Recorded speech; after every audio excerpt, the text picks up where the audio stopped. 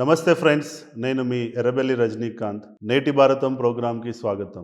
ఇప్పుడు ప్రభుత్వం చేసిన వాటిపై కానీ ఒక నాయకుడు నచ్చనప్పుడు దానిపై గలమెత్తడానికి ఇప్పుడు రేవంత్ రెడ్డి లాంటి వాడు వెళ్ళి ఆల్రెడీ కేసీఆర్ మీద అక్కడ పోటీ చేసి చూపించాడు, రైట్?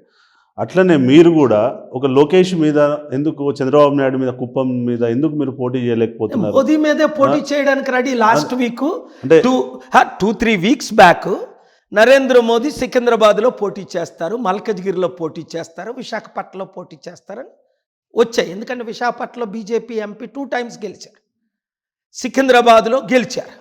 సో నేనేం ఛాలెంజ్ చేశాను మోదీజీకి, ఆయన సికింద్రాబాద్లో పోటీ చేస్తే నేను చేస్తాను, ఆయన మల్కజ్గిరిలో పోటీ చేస్తే నేను చేస్తాను, ఆయన విశాఖపట్నంలో పోటీ చేస్తే నేను చేస్తాను.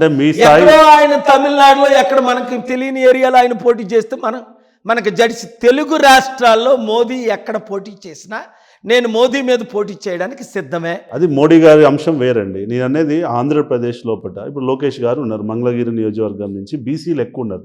70% బీసీలు ఉన్నటువంటి కాన్స్టిట్యున్సీ, పద్మశాలీసే ఆల్మోస్ట్ 60,000 మంది ఓట్లు ఉన్న కాన్స్టిట్యున్సీలో మీరు వెళ్ళి లోకేష్ గారికి అగైనెస్ట్గా పోటీ. లోకేష్కి నాకు మ్యాచ్ ఏంటండి, ఆయనకి మాట్లాడడమే రాదు.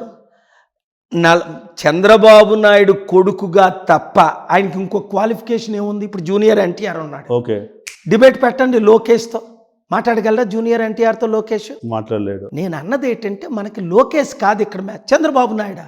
Come welcome. ఇప్పుడు జగన్ గాజువాకలో పోటీ చేస్తాడని విన్నాను. జగన్ వచ్చి గాజువాకలో పోటీ చేయమనండి, నేను జగన్కి ఆపోజిట్గా, చంద్రబాబు నాయుడుకి ఆపోజిట్గా, పవన్ కళ్యాణ్కి ఆపోజిట్గా గాజువాకలో ఎమ్మెల్యేగా పోటీ చేస్తాను, విశాఖపట్నంలో ఎంపీగా పోటీ చేస్తాను.